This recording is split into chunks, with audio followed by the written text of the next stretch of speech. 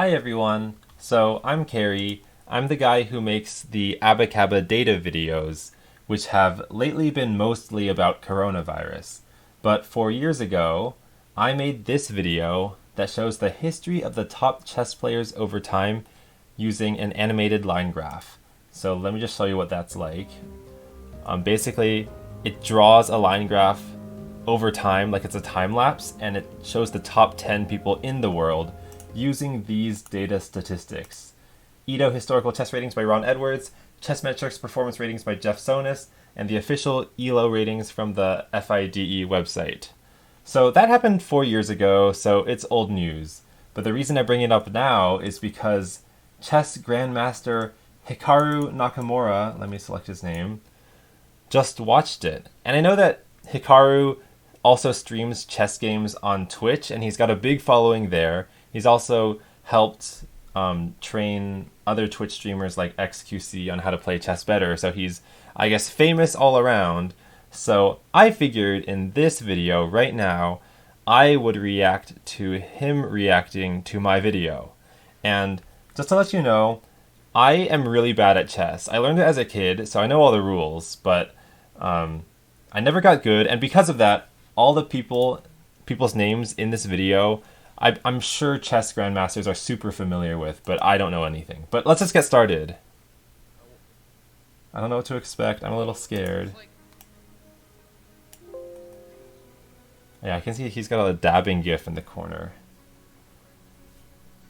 Okay. Oh, this is actually, I love this intro. This is really nice with all these chessboards. It's a really nice, creative intro. Really nice. Oh, thanks. Yeah, I made that with processing, and it's like randomly generated. Okay, so who is this dude? I've never even heard of this dude.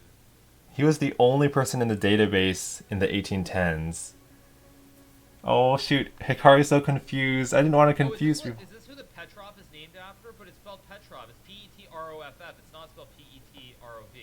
Oh, interesting. Oh, is the opening named after this dude? I actually didn't know that. Okay.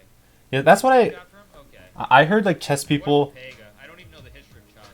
I heard people said like all these names are familiar because I know these chess openings, and like they didn't know it came from real people. Okay. So it's interesting to see that kind of same reaction live. Yeah, and so this is the other thing. Like when you look at the game of chess, like chess is one of those things where it was like chess is reversed. So in most games, like Reversed. like League and other things, like NA is just not very good. But in like most other games, it's like NA NA isn't good now. But in chess, NA was dog what, and now NA is kind of the best, which is just a very weird dynamic. For now, China's gonna pass. Oh, does he mean NA as in North America? Also, I don't want to pause this video too much just because it is a little long. But I'm not very comfortable like speaking over another video. Okay. But I'll try my best.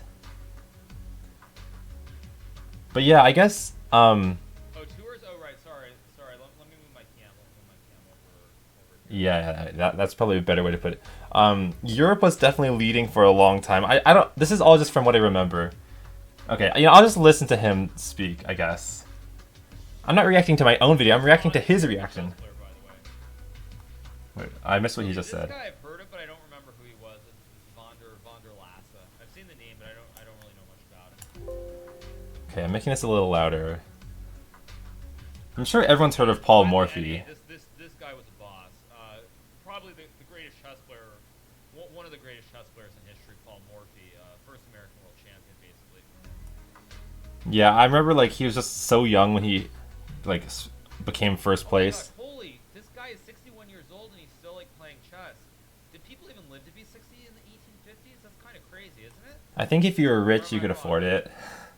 I mean, living to be 61 in 1855, isn't that kind of badass, isn't it? I mean, that's pretty Like good stuff. from what I've heard, I don't know, like 1855 was like 45 or something. okay, I have to pause it just because if I want to say something, I don't want to interrupt him. But from what I've heard, life expectancies numerically were much lower in the 1850s, but they're only brought down because of really high infant mortality rates. So maybe like half of all babies died before they were 5 years old. But if you made it to 5, then you had generally another like 60, 70 years to live, like what you would expect in the modern day. And so to make it to 70 was not unheard of in the 1860s. It just was only reserved to those who had made it past all the kind of baby diseases.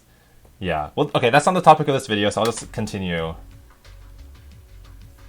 Oh, another thing I just want to mention about this video in particular, when lines end, it doesn't mean that the player died. It just means that whatever database I used, which I could link to right now, stopped reporting them. So I exactly used the kind of this, not this graph, but the data that went behind this graph.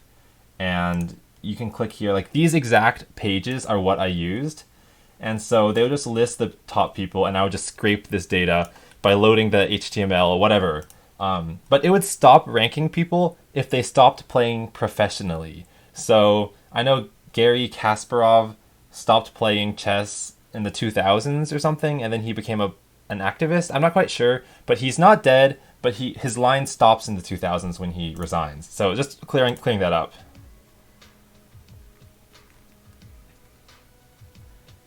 Yeah, I know Paul Morphy's line is about to end, so just watch out. Also, royalty-free music for the win. Oh, okay. The person who beat Paul Morphy, his line ended. And yeah, now comes Wilhelm Stein. It's the first official one. Oh, he died?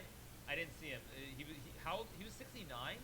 Oh, you guys are trolling. Okay, you're trolling. Okay. Oh, okay. He was reading the chat, not my video.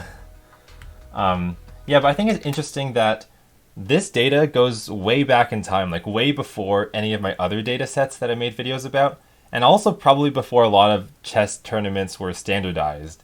So I'm sure like when he saw the Petrov guy from the very beginning, very few things were standardized, and it's like kind of surprising that we even have that data to start with.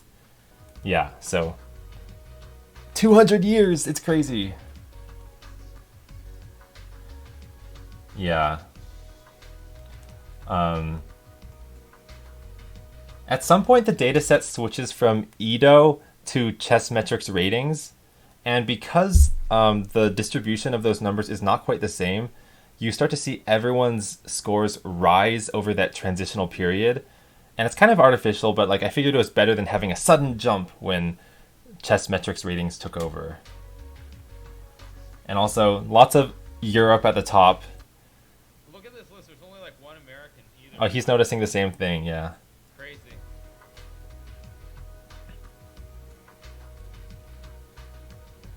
We're not there yet, but I noticed in the 1950s, it's completely Russia or Soviet Union. The Germans? Look at this. Oh, nice. Oh yeah, okay. I guess we're in the German era or whatever.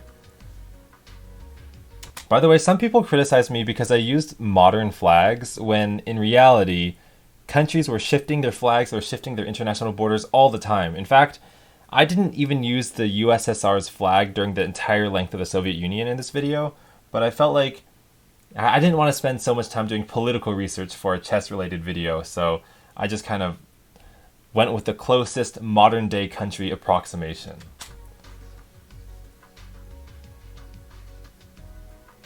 Yeah, so 1900 is when the transitional period starts.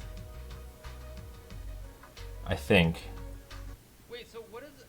Does anybody here like do stats? Cause like when you see Lasker, you see this peak up here, like where like what, like 1897 or something, and then it just everyone starts trending down. Is that like everyone's playing worse, or what's going on? So I don't exactly know because I'm just using the data from this place, but from what I can tell, you know, you lose points if you lose a lot of games, but this is only showing the top 10 people. So maybe what's going on is that there's a lot of people kind of lower down on the leaderboard who are kind of bubbling up. And so you don't see those guys because they haven't hit the top 10 yet. So maybe this is more of a diversification of chess skill. But also I know that Emmanuel Lasker is going to rise again later for some unknown reason. Probably known, but not known to me. But the World War didn't start until 1914, right? So you're not there yet. It's only 1905. Oh, that's true. Put down for the prime thing, Nemo for the prime. Well, he even has like sound notifications when people in the Twitch stream do certain things. But here's where the Discord feature for the prime.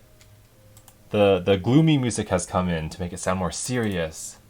Okay, now is a transitional period, so everyone's rising because Here comes the Cuban. we're going from Edo to CMR. Okay, I already said that 3 times. I should stop repeating myself. Oh, did the music change? The music just changed, didn't it? With like World War One, the music just completely changed. There, it went from like it went from upbeat to really dramatic. Oh, he noticed the same thing. I mean, the only reason I did that was because the length of the piece was not long enough to cover the whole video, so I just like searched for a random other piece of music, and like I didn't really care what the tone of the music was, just that it wasn't silence, because no one likes to listen to silence, which means I'll give you some silence right now. Okay, that was stupid. That's actually really that's really funny that they timed the music with like with this. Oh yeah, I should just say that it's intentional, you know? It matches up with the World Wars, so it makes sense. See, okay, now we're getting all the USSR flags. Russian music because Alekhine became the best player. Russian Russian music. I mean, maybe it is. I have no idea.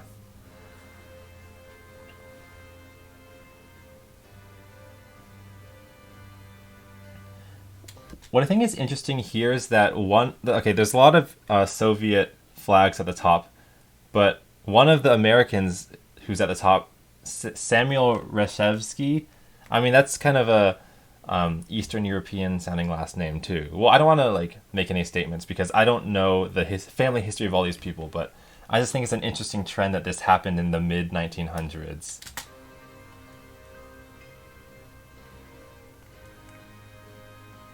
Oh, this is where the thumbnail of the video comes from. It's also quite tumultuous. This Imperial Russian music is really, really funny. I don't know why. I'm having trouble not laughing. Oh my god. Really funny. Yeah, I know who these guys are, obviously. But this is like such Imperial's Russian music. It's very... I mean, it's good to know that like he knows who these people are because that verifies the data makes sense. Post World War II, you say this guy's still the best bot, Vinnick. I think, yeah, this is the time period where like the top spot switches a lot. So I don't know if all of these names are like forgettable or rememberable. Look at this list. Oh my gosh, it's like all these like Russians and like I mean Karas is Estonia and Gligorich is I think maybe Yugoslavia at the time. Not sure what it was called, but it's kind of crazy looking at this list. Like look at this whole list. And yes, by the way, Mikhail Tal was the world chess champion, one of the greatest tactical players ever in the game of chess. From Latvia, the magician from Riga, as it's called. Actually, fun fact, chat. So when I was in Riga. Oh yeah, I just want to say that it's like good to know that you know if someone wins a world championship in chess, it does reflect in their ELO or CMR score. So I know that like if someone is like losing a ton of games and then they just happen to win a championship or something, they won't show up at the top of ELO or ELO. It's not an acronym. It's a last name, so it should just be ELO. But like if you get accepted into a chess championship, I don't know the rules, but I assume that if you get accepted into a chess championship, you're probably already pretty high up there. So it makes sense that Mikhail Tal was good enough to get accepted into a championship and win it. Yeah. I think I was in Riga. Maybe it was June of 2019. I actually went by the house where he lived. There's a plaque and there's a plaque stating that that's the house where he lived. So I did go by and see the house where he lived in Riga. Well, that's crazy. That's like stalking, but like 100 years removed, which makes it okay. Here comes Bobby. Oh yeah, Bobby Fischer has the craziest graph. It looks like a triangle. Okay, I shouldn't have spoiled it, but it's gonna go way up in the 70s. Did I meet any of these people IRL? No, I did not meet any of these guys yet. I'll tell you. Actually, I have met Spassky, by the way. I have met. Wait, that is crazy. That, yeah, I guess these people are still alive. Like some of them, if they were at the top in the 1970s, then that means they were probably born in the 1950s. Those people are boomers. They're definitely still alive. Yeah. So and like I'm sure that the communities of like the very top chess players all know each other. In the same way that, like, I guess I'm part of the speed cubing community with Rubik's Cubes, and I know that all the top people in speed cubing know each other, even though it's a very much smaller community. I saw Korchnoi at tournaments, but I never spoke to Korchnoi. Those are the only guys on the list of people who I actually, I've met Spassky, and I've played in tournaments where Korchnoi was playing. I think I spoke to him actually in London on one occasion very briefly. He was already quite old, obviously, but Yeah, I think that's the coolest thing about chess is that um, old people and young people are playing it at once. So you get this like generational spread with a lot of kind of other hobbies. I mean, I don't want to bring speedcubing into this again, which is also very more modern, but it feels like, only kids and teenagers get into it. And then once they reach adulthood, they have to, move on with their lives and get a real job. So it feels like there's a very narrow age range for a lot of hobbies that kids and teenagers are into. But for chess, because adults can continue to play it, um, it's just cool that you can meet someone who's like 50 years older than you and you both understand the same sport, I guess. And yeah. but I spoke to him briefly. So yeah, these are the only two guys here that I actually that I ever like met in person. Oops. Go on. Wait, also, but okay, so first, I know the number of people that he's met will probably go up as time goes on because it'll get closer to his era. But I also think that, like, if I remember, I think his name shows up in the video as well. So that's kind of the icing on the cake.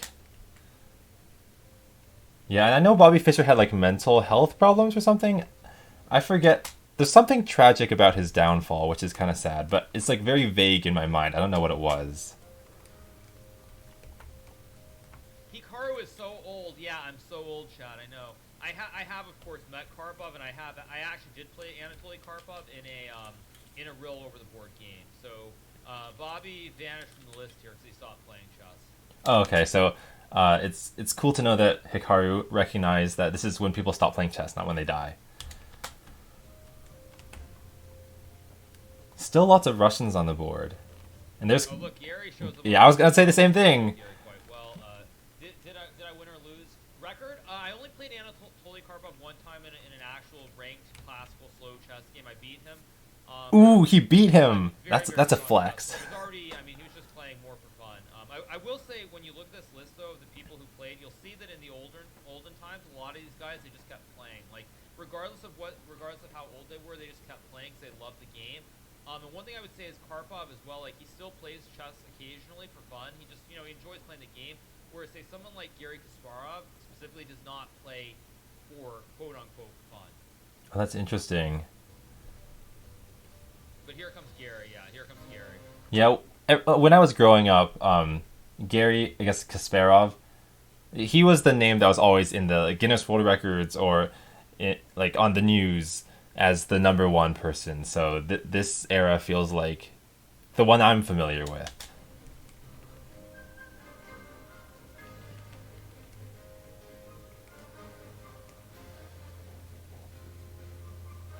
Yeah, I also feel like this video was the first Abacaba video where I implemented a lot of different features, such as the like number one blank for this long, and I reused that code over and over again for my videos about speed cubing or for about the top billboard stuff or the top memes. Actually, maybe not the memes, but basically, this video forced me to create a lot of features that I would reuse over and over again. Not really related to chess, but just something interesting I'd point out. Yeah, now already you look at this list of the players. Actually, on this list, how many of these people have I actually played? So I've obviously played Garry, I've played Anatoly, I've played Ivanchuk, I've played Gelman. Okay, yeah, see, I predicted that the number of people he would know would go up as time went on, and it looks like that is true. Also, it's crazy how many people, like, within chess, it's like Hikaru has played with so many of them. It's quite an interconnected web. I never played Salov. I saw him in a tournament in New York in '95. I've played Jan Timman. I have spoken to Gurevich. I don't think I ever played him.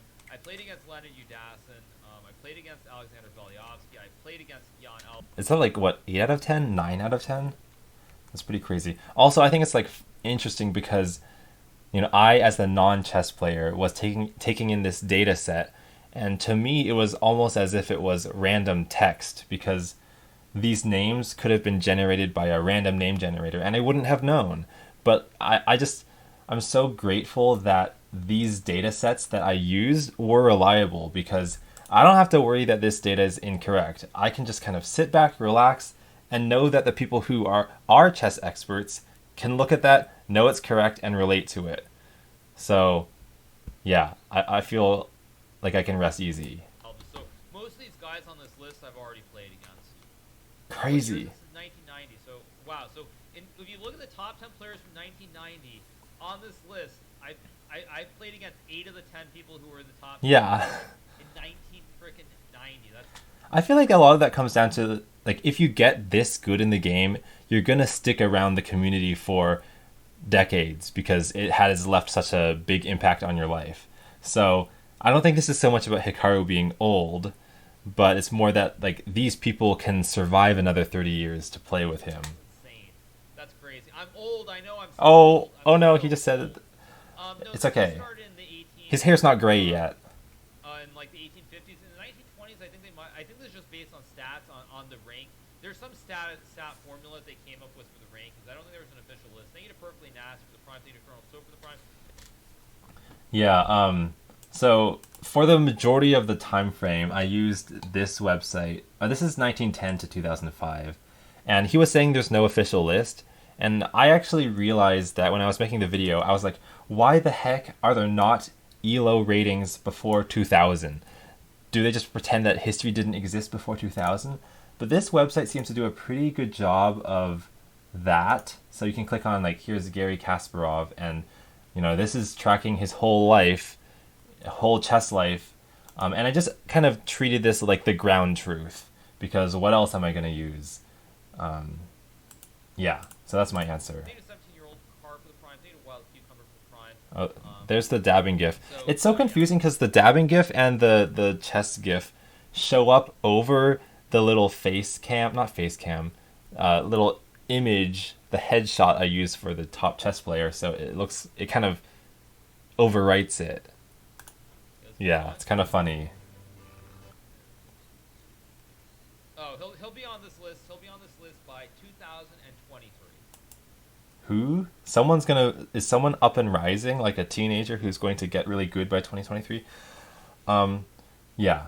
Also, I think Hikaru is 4 by this point. I don't know. I don't know his exact age. Actually, I'll just search it up. Hikaru. Wow, imagine being so famous that if you type your name, Google auto-fills it in. Okay, yeah, born 1987, so he would be 3 here, because it's only February.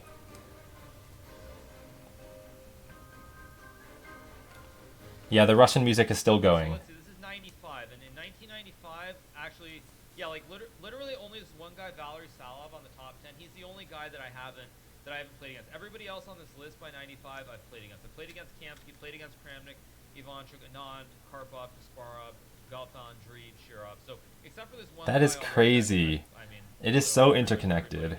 Also, lots of people have their names start with a V. I don't know if that's like a coincidence or not.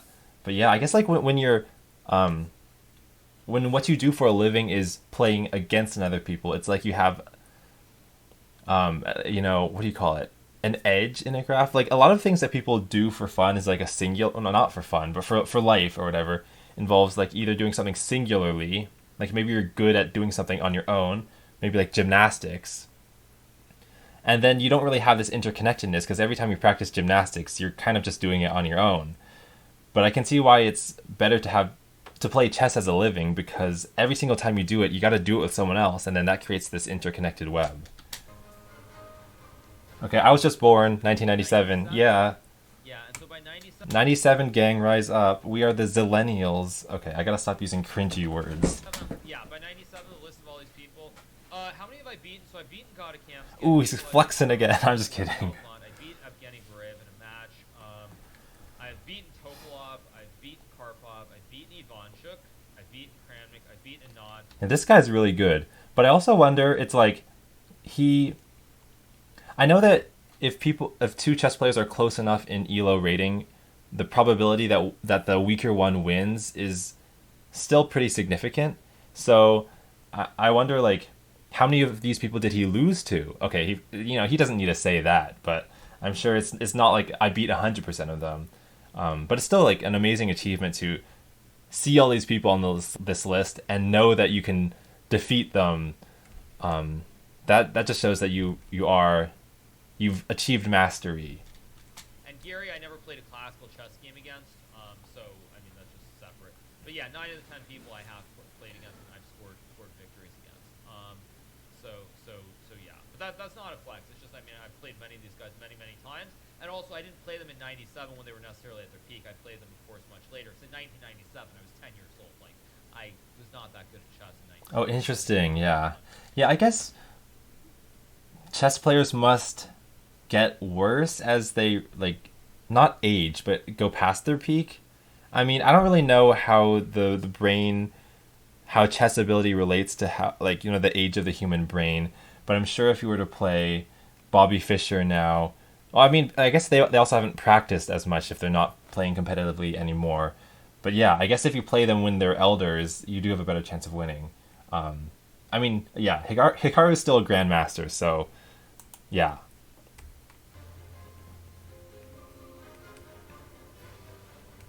Okay, now we are in the third millennium. Crazy stuff.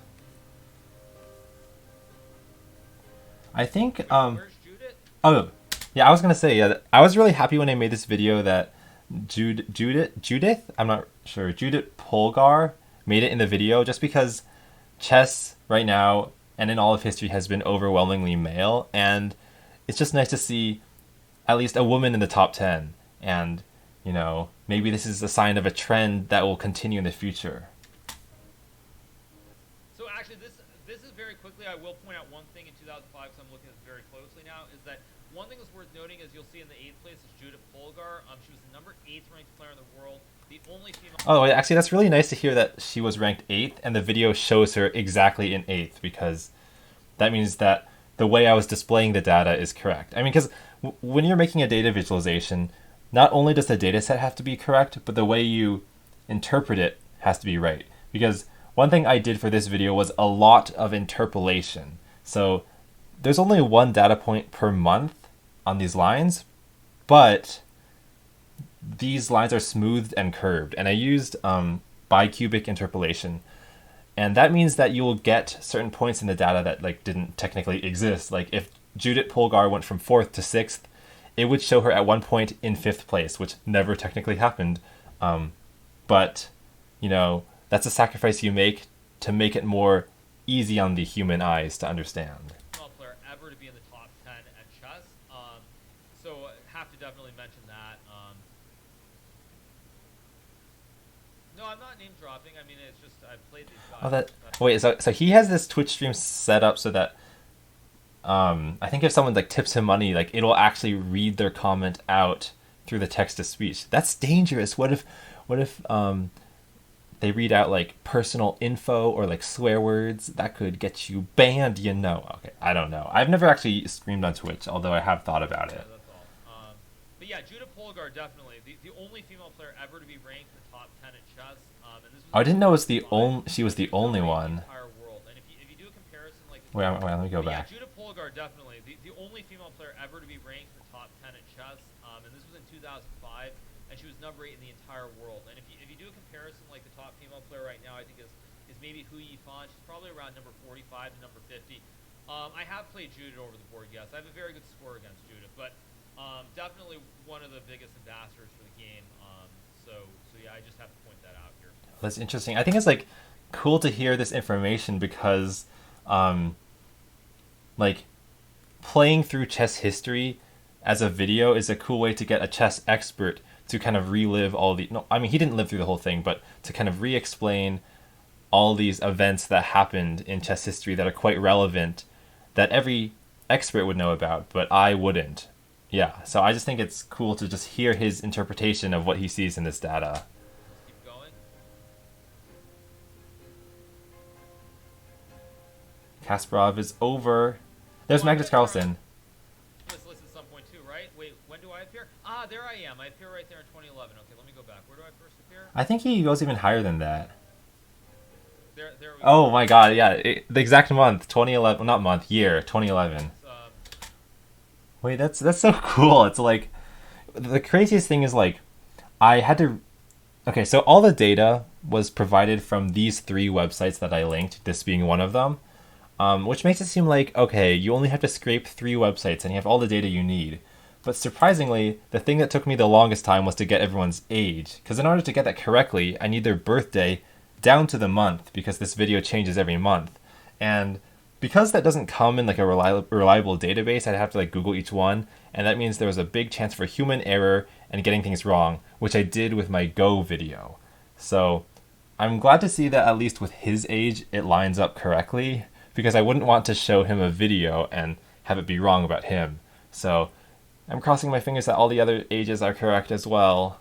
Yeah, there we go. So I appear on this list at, when this? Yeah, January 2011, you see I appear here. I'm number 10 on this list. So I actually made the list. 7th, he gets up to 7th.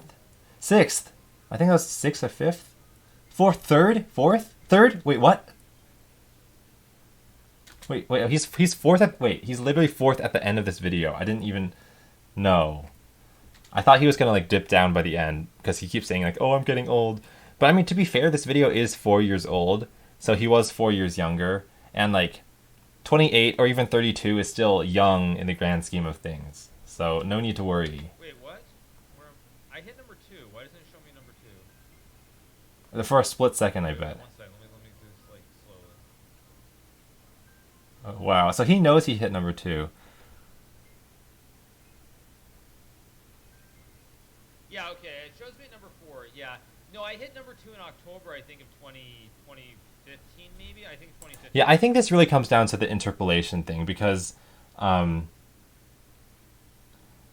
you know, if people are fluctuating every single month, that means there would be 60 data points in between each of these gray lines, because it's a 5 year, there's a line every 5 years, and I don't, like, if you have a spike that lasts 1/60th of the width of this bar, it's just going to be too fuzzy, and you won't be able to see any lines connecting them. So I had to blur it, essentially. You know, I already talked about bicubic interpolation or something.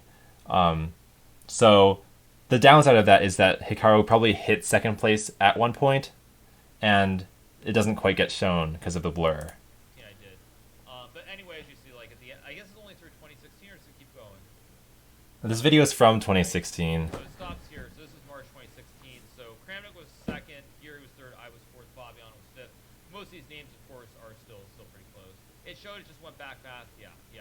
But anyway, so yeah, this is a good one. Only fourth. Yeah, it's fine. I had no idea that he was actually that high up there, because all I really knew was that he was the grandmaster who streams on Twitch, but I didn't know whether there were like 400 grandmasters out there, and he just happened to be the one who is also in the overlap with Twitch streamers. But he's actually like top of the top. You know, if you're 2nd place at one point, you're essentially like number 1. You're number 1 in the world among non-Magnus Carlsen humans. That means you're the best, which is crazy. But yeah, so that's the list of like the top chess players over time. You see the rankings actually. Let me go back a little bit. Oh, this reminds me. One of the biggest requests I have on Abacaba videos to this date is to show this graph but zoomed out, so it shows the entire time range at once.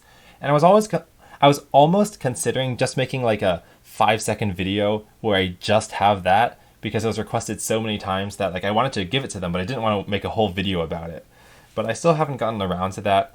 But now that it's been like 4 years and there's new data to show, maybe I should, you know? So Gary Kasparov, Yeah. where was the first guy to break 2,800 by the stats? I think it was Kasparov, right? Somewhere back here. Wait, no, who's this dude? Bobby Fischer. Okay, so Karpov basically. Wait, who's the green dude? The green dude is. Who's this green dude? You have to go back. It's Bobby Fischer. This Yeah. man like Karpov or not? Oh no, the green dude is Bobby. Sorry, the green dude is. Yeah, so, you know, being the first person to break a certain number, like, it's just not gonna work here because of me using different metrics. Like, this isn't ELO rating. This is something that, like, I know that some people don't treat seriously, like this chess metrics thing here. But yeah, again, I already talked about how, like, this is the best I can do to kind of iron over all the gaps. Bobby Fischer, I'm stupid. Sorry. J4MS, thank you so much for the Prime. Thank you to buy one product for the Prime. Yeah, so this is Bobby Fischer, so tails off. So he was the first guy that looks like crosses 2,800 ranking. But the reason I'm going back in the video is just I'm trying to compare it to the computer one, since I watched the computer one to see. It's like he breaks us to the Oh, yeah, I 1800s. saw there was a computer one. Like someone made a video about like the top ELO scores of chess playing AIs over time, and I felt like, it's such a shorter history, but also I don't even know how you can measure ELO ratings of computer programs to make them change gradually over time. Because in my mind, when you have a chess algorithm and then you improve it, it's like you're coding a new piece of technology. And as soon as you release it, or maybe as soon as it compiles correctly, depending on how you define that, the score of the computer chess player goes up instantly. And maybe you think, well, now we've got machine learning. And in machine learning, machines train gradually, which is also true, but not over the course of months and months. Usually what happens with machine learning is like someone comes up with a new model and then they train it over the course of anywhere between hours to maybe a week maximum. So the computer algorithm will like get better instantly in the scope of like months and years that we have these like chess videos. I would imagine that the computer algorithms would get better in steps. Like it would almost look like a staircase. So I mean, I guess yeah, the video that the other bar graph race channel made was also using interpolation, so I shouldn't hate on them for using interpolation when I did the same. But yeah, there's just some caveats that I thought I'd throw out there. And then both Karpov and Korshun are kind of over it. But if I go back here, this orange, who's the orange? I can't even tell who's the orange. The orange guy is Mikhail Botvinnik, it looks like. So maybe it's like by the rankings, everybody by the rankings kind of was over 2800 until what point? So yeah, so okay, Botvinnik we know is the orange line. We go back, who's the red line? Aliekin is the red line. Aliekin? Okay. I'd only ever seen that name written in text, so I thought it was Alekhine. Well, I mean, I guess it's kind of like the example of people reading English, and they always think the word epitome is pronounced epitome. So, what is this, Aliekin? How do you say it? Let me just watch it again. So yeah, so okay, Botvinnik we know is the orange line. We go back, who's the red line? Aliekin is the red line. Wait, Aliekin? But where does the E is making two vowels again? One thing I just wanted to point out that I just thought of right now was that this entire video was inspired by an XKCD comic that I didn't credit in the video itself because it was just an inspiration. It wasn't really a data source. But XKCD 1392 was line graphs of dominant players over time. And I saw this one for chess players. So it also shows Bobby Fischer, Garry Kasparov, and all the others. But it wasn't as precise as I would have liked it, and it didn't go back as far as I would have liked it. When I say not as precise, you can see there's no vertical axis at all. And I know that XKCD has a style of making everything look hand-drawn, but the downside of that is that when you look at the data lines, you can kind of think in your head, well, that was supposed to be scribbled by a hand, so it's going to be slightly off from the truth, and I didn't like that feeling. But anyway, I saw this, and I was just like, I need to make a more extensive version. I want to see the entire chess history and see who rose and fell. So this whole video was inspired by an XKCD. Maybe I'll put it in the description of this video. Maybe I'll do it right now. Well, I won't do it while I'm recording because then you'll see me log in and type in my password. Unless I can switch without showing my password. I'm not going to do it. I don't want to risk leaking anything. So I'll do it later. But yeah, I'm a big fan of XKCD. Randall Munroe was like my idol during my high school years. Well, maybe not my idol, but I really liked his click and drag webcomic, and also his color survey. Again, that's unrelated to this video. 1930 is where you can compare it, I guess. When you look at it, if you compare the stats, but it feels like the general change is not super. Morphy for his time was Morphy. Let me go back. Because I didn't look closely. So I'm just trying to watch the whole thing. Let me go ahead. Morphy, 20. No, but if you look at this, they say 2780 for the time period. So it looks. I don't think he crossed. Did he? Let me keep going. Goes up. It's really, really close. Does he go over it? Ooh. No, 2796. You saw it there for half a second, 27.96. So by the rankings, he was just under that for the time. Yeah. I'm really glad that I didn't do any sort of calibration. Like, one thing that someone might do when they collect all these data sets is think to themselves, like, it seems like this historical data is always lower than the current data. What if I do some calibration to, boost up the top, or boost up the early data set so that the average throughout time is the same? That's something that, like, is a reasonable thing to do if you see a data set that's skewed like that. But I'm glad I didn't do it here because, there could be a legitimate trend of chess players getting stronger, which I think is happening because, chess players have better access to information and can communicate strategies with each other more. So the reason I'm glad I did not do that is because these numbers are still very true to the data sets I used, which means that when Hikaru is reading it, I know that these numbers are based in reality somewhere, and I can kind of like not deflect, but if someone were to come to me and say, Cary, how dare you not give Paul Morphy the 2800 he deserves? I can just say, well, talk to the data source guy, not me. But very, very close. So like, yeah, but considering the time, though, look at the gap. So he's up here. Next guy is like more than this guy, the green line. It's like 1,500, no, 150 points behind. Very short. Like, it's very far. Like, that's how you grade the world champions, by the curve, how far ahead.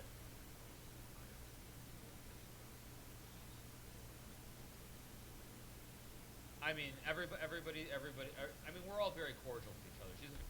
Oh, I mean, it's cool to hear, like, that they're all cordial with each other. They're all quite friendly because, you know, in my head, the more serious an activity gets, the less friendly rivals can be. So if you look over to like sports or the Olympics, I feel like countries' sports teams aren't friendly with other countries' sports teams because they want to not beat each other, but kind of take that gold for themselves so badly that they just don't mesh. And then, like, if you raise it up in a level even further, the presidents of countries are definitely not all friends with each other. And, militaries are willing to go to war with each other. So I think it's just really cool that even though chess is this huge community with like millions, hundreds of millions of players, the people at the top still get along, and there isn't bitter rivalries like there might be in sports or in physical sports, the ones where you do this all the time. Very nice. She's very nice. She's a very nice person, and I always have had great interactions with her. So yeah, I know you're looking for something else, but yeah, she's a great ambassador for the game. She's doing so much stuff for chess now, and like I've said, like, just one of the best chess players in the world. All right. Yeah, I think it's interesting to see what kind of life paths people can take when they get really good at some sport at a young age and then they retire. Because, I know with like I keep bringing up gymnasts, but it's because I was watching like some Simone Biles videos yesterday. With gymnasts, they have to retire really early because the flexibility of your body goes down so quickly. So, when you're 25, you just can't compete in the Olympics, or maybe 30, 35, I don't know. But, I see all these gymnasts, they'll start like gymnast schools, or they'll start tutoring or becoming coaches. And I guess Judit Polgar becomes an ambassador of some sort. I think that's what I heard him say. I don't know the details, but basically there's so many other ways you can give back to the sport that it's just good to know that you don't have to give up entirely. Yeah, okay, chat. Laugh it up. Laugh it up. Oh, I see they're calling him a simp. Oh my god. This is so 2020. Let's be serious here. But yeah, so I guess the rankings, you don't really see a huge differential. Like, it's like you see here, there's a big gap. There's not. It's always pretty tight. The gap is like within like 50 ranking points. Like, even here, look at this gap here. It's like so tight. And then it's only with Bobby Fischer that you see the big gap, and then of course Gary Kasparov with the big gap as well. So it's like, yeah, I don't even know, like, Bobby Fischer. Okay, so Bobby Fischer had a huge gap over second place when he was at the peak. I wonder if when he was rising up, the whole chess world was watching him and they were just befuddled. How is this guy winning every single tournament? I don't know if that's the kind of thing that occurs as someone's elo is rising really, really fast. But it's just, I wonder what it was like at the time Like, did they imagine Bobby Fischer's never going to be beaten ever? He's going to keep rising and rising. Because sometimes, it's hard to imagine. Like, it's hard to see someone who's so good at something no longer be at the top. But I guess as this video shows, everyone who rises always comes down eventually. Yeah, it's just an interesting Oh, one. the preview showed up, so we're near the end. Yeah, but yeah, Fischer just like amazing, and then of course Kasparov. Carlson, of course, is quite a bit better, but again, you see the gap, the differential is he's better, but it's still a pretty tight range. We're talking give or take plus minus 50 points roughly. Yeah. I guess that's the end of the video because I think, he was Twitch streaming his reaction to it, and then this video is just a what do you call it? A highlight reel, or like, you grab it from Twitch and you upload it to YouTube. So I don't know if he said anything after that point, but I made it through the reaction. Yeah, so I think across all sports we're gonna see, or not sports, like all activities. I need to think of a better word that encapsulates both physical sports, chess, and casual hobbies like speed cubing, in which you can rank players and it takes a lot of time to become the best at a thing, but you can measure how good people are. Basically, in all of these activities, I think the people at the top are going to get tighter and tighter because everyone is starting to have the same access to the internet, information, and like ways to train. I guess it's different in sports because you need to have access to a gym / a field / coaches and people to play with. But for things that require kind of knowledge and intellectual training, like chess, I feel like everyone can go to different websites and like learn different strategies. And so, whereas Paul Morphy 150 years ago may have kind of been a fluke who knew way more than everyone else, and then like no one could get to his knowledge because he was locked in some mansion that no one even knew where he lived or what he was thinking every day. Nowadays, I'm sure Magnus Carlsen has he's got a Twitter and like he's live streaming with other people, and so his knowledge soon becomes everyone's knowledge. So I think that's something that's going to happen across the board with tons of activities. Yeah. Okay, anyway, I think it's just, for me, it's cool to see videos like this because I feel like I have my own little bubble of the internet, and whether that's the BFDI fan base or if that's my computer science videos audience, it's very insular. I don't think there's kind of much crossover from the outside world and the bubble. But with Abacaba videos, I make them because I feel like they can be understood by a wide range of people, and they also have a long shelf life because this chess video, I mean, eventually it'll become so outdated it's not interesting to watch anymore. But like it's still telling a story that is relevant for years, and I can reach people like Hikaru that I wouldn't if I were just making my own insular type of content. So I think it's just awesome to see someone who's so different from the typical viewer of my videos watching my stuff. And so yeah, I want to say thanks Hikaru for streaming this, because like it just makes you seem more of a human that I can have a conversation with or something, even though it was one way because I was just listening to what you said. But that's kind of what Abacaba's been all about. It's less my personality, but it's more kind of worldwide content, except for the very specific videos on like single channels growth over time. Yeah, so I guess it's like when I make a reaction video to, so the original video was what, like 7 minutes? His reaction to it is 18 minutes because he has to pause and talk to it. And then mine is going to be even longer because I have to pause and talk in response to him. So this will be like a growing chain forever. Although I do think this will be the last iteration of this chain. Yeah, but I think it was just fun to watch. And I'm glad that there weren't any glaring errors. I think whenever I put content out there that's supposed to show data or information, there's always the fear that there's some glaring error, and as you watch some expert watch your thing, they're going to find the error and it's going to make the video unwatchable. But that didn't happen, so I'm really happy about that. The second thing, or I guess the billionth thing I want to mention, is that I guess like I've been hearing a lot more talk about chess lately. Even my dorm mates from Okada 2 years ago have been texting me like, all these Twitch streamers are playing chess in the PogChamps now. Have you heard about it? So I think when I see these and they're non-experts playing chess and they can make it popular, it makes me think that this hexagonal chess game that I made in 2011 during Google Cape, it would be cool if I could somehow host some sort of hex chess tournament online. That would be an illegal move. Oh yeah, it would be an illegal move.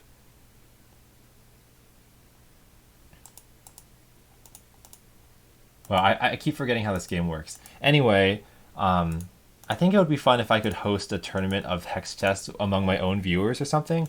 I don't know how it would work though, because this game is not made to have online multiplayer. I guess I could just I could screen share my screen and then have the players tell me what moves they want to make, and then I'm the only one who actually makes the moves by clicking.